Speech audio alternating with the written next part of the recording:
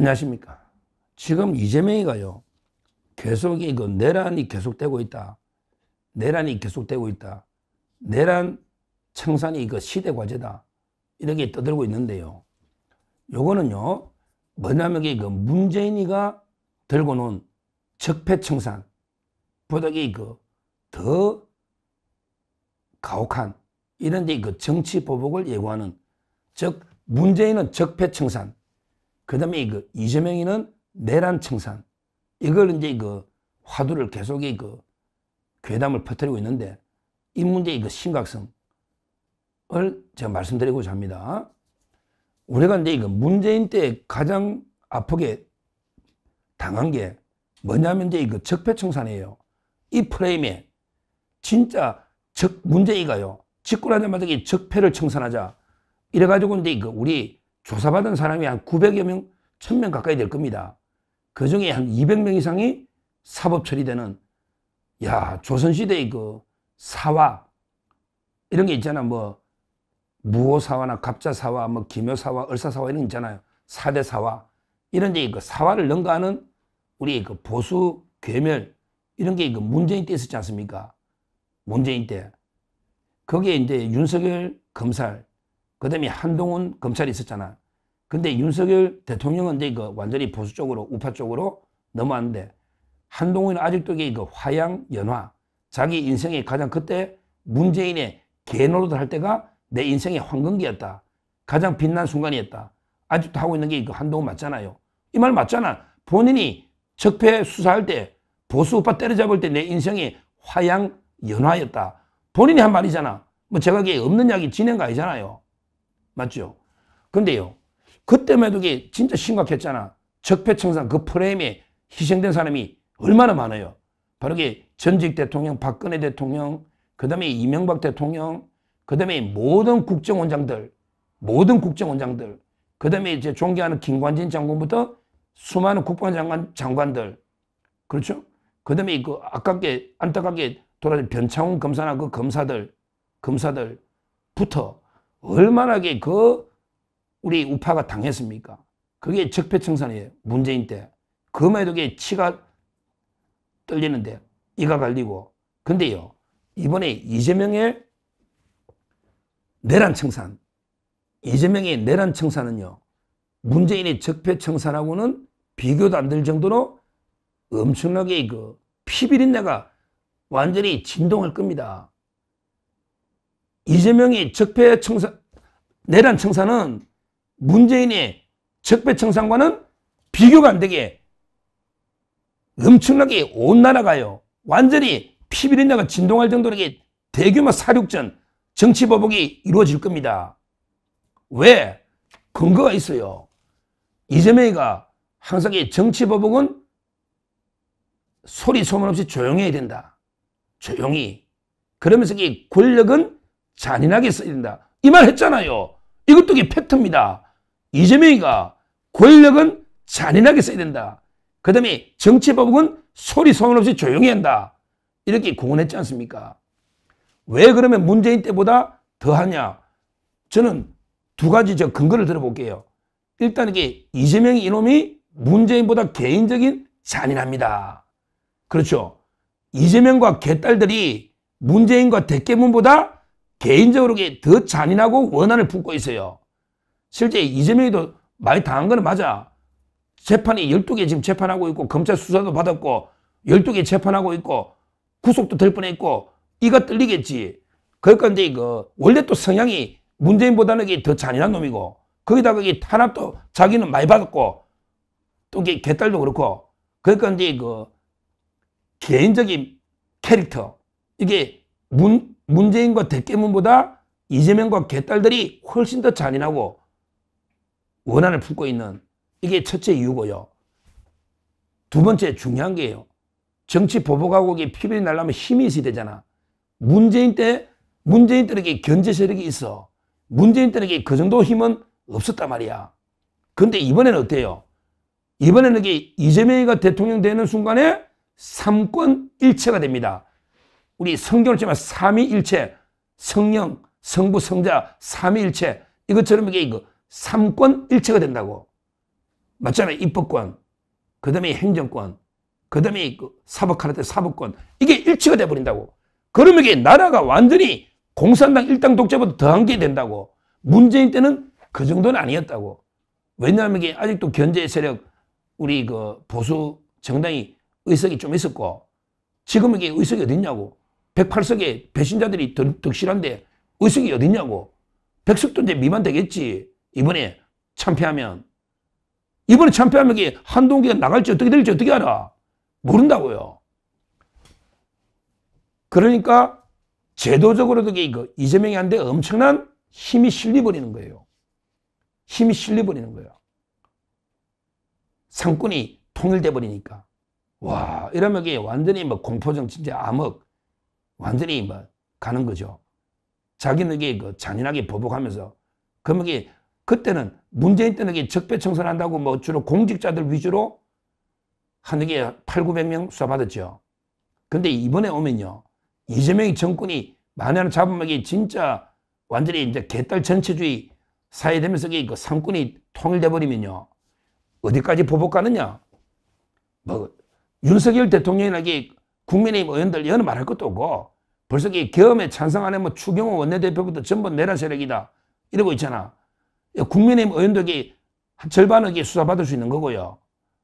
대통령 말할 것도 없고, 그 다음에 한덕수, 최상목부터 장관들 있잖아. 계엄에 갔다 이 사람들도 말할 것도 없고, 근데 뭐 특별법 만든다고. 특검 만들고 특별 만들면 지 맘대로 하지. 그러면 윤 대통령 김건희 여사, 그 다음에 국민의힘 의원들, 그 다음에 국무위원들, 이거는 이게 말할 것도 없고, 그러면 이게 어디로 그 다음 가느냐. 지금 이게 고소고발이 많은 이제 언론인들. 근데 모르지. 조정동은 한 번씩 아부를 해주니까 그거보다는 이게 주로 유튜버들을 공략할 겁니다. 이제 막 유튜버들 중에 조금이라도 이재명 비판하고 욕한 사람들이 하면 무자비하게 탄압, 아마 고소고발이나 뭐 여러 세무조사든 뭐든 무자비한 게 그 탄압이 유튜브들한테 있을 거다. 이렇게 보고요. 더 나아가면요, 일반 국민까지요. 일반 국민까지 카톡 검열해가지고 이 파출소에 가두고 있잖아. 민주파출소에 카톡 검열해가지고 일반 국민들까지 숨 쉴 틈도 없을 겁니다. 지금도 이재명이 뭐 딥페이크 해가지고 김혜경이한테 욕설하는 게 있으면 강력 조치하겠다.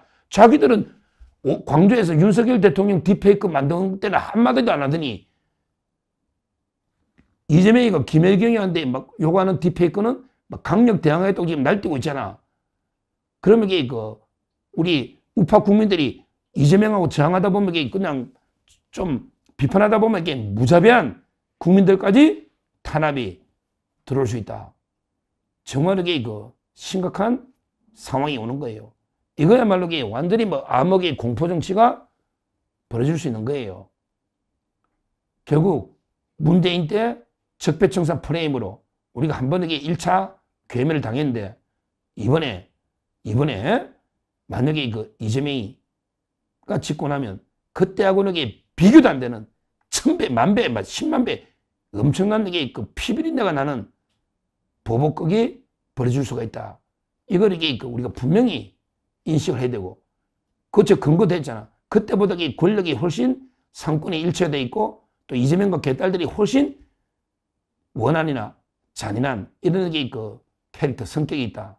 이렇게 제가 말씀을 드리고, 이번에 내란 청산은 적폐청산과 달리 완전히 뭐 일반 우리 국민들까지 탄압, 엄청나게 핍박이 될 수 있다. 이렇게 제가 경고를 하는데요. 자, 그러면 이게 우리는 어떻게 대응해야 되느냐? 어떻게 대응해야 되냐? 싸워야죠. 그냥 이게 우리가 포기하고 굴복하고 투항할 수는 없잖아요. 싸워야죠. 그러면 이게 어떻게 싸우느냐? 결국요, 이것만 보더라도 이게 바로 윤석열 대통령밖에 없는 겁니다. 윤석열 대통령 외에는 이게 결집해서 이게 싸울 사람이 없어요. 제가 분명히 이야기잖아. 윤석열 대통령이 뭐 사저정치를 하고 계속 대선에 개입하고 하면 오히려 국민의힘이 진다. 이게 전부 좌파들의 프레임이라고. 좌파들의 프레임. 윤석열 대통령하고 이게 거리를 두고 절연하고 이러면 그러면 이게 이긴다고? 이긴다고? 말도 안 되는 소리죠. 그게 좌파들의 프레임이라고. 윤 대통령이 개입하면 이게 오히려 뭐 우리가 이게 약해지면 좌파들이 그걸 공개할 이유가 없지. 좌파들이 좋아하겠지. 윤 대통령이 계속 사주정치하면 오히려 자기들이 이긴다 같으면 굳이 윤 대통령 사주정치 비판할 이유가 없잖아. 좌파들이 왜 자꾸 윤 대통령 사주정치하면 너 거기에 보수가 더 힘들어진다. 자꾸 떠드는 게 뭐야. 좌파들이 윤 대통령이 개박해서 겁이 나니까 윤 대통령이 무서운 거야. 그러니까 개입 못하게 하려고 국민의힘하고 분열시키는 거지. 디바이드, 항상 적은 쪼개잖아. 그러니까 좌파들은 윤 대통령과 국민의힘이나 쪼개려고 하는 거야. 그 전략에 우리가 넘어가면 안 된다고. 결국요, 제가 보기에 이제 잃을 게 없잖아, 윤 대통령은. 뭐 구속이 무서워. 뭐가 무서워? 목숨이 두려워. 윤 대통령이 강하게 앞장서서 이재명 세력과 맞짱뜨가 싸우면 그러면 이게 구심이 있잖아. 그래야 이게 우리가 유튜브고 뭐든 이게 우파 광장이고 다 이게 나가 싸울 수가 있단 말이야. 싸울 수가 있다. 싸울 수가 있다고. 따라서 이게 윤 대통령과 국민의 모든 우리 자유파가 똘똘 대통령 중심으로 대통령 깃발 아래 하나가 돼서 싸워야지 막을 수 있다. 이렇게 저는 보는 겁니다. 그 외에는 방법이 없고 대통령 지지율이 40% 50% 육박하는데 어떻게 단절하느냐고. 이재명보다 높다고 지지율이. 지금 이재명보다 높다고 대통령 지지율이. 그건 여론이 보여주잖아요. 여론이 보여주는 팩트야, 팩트. 팩트.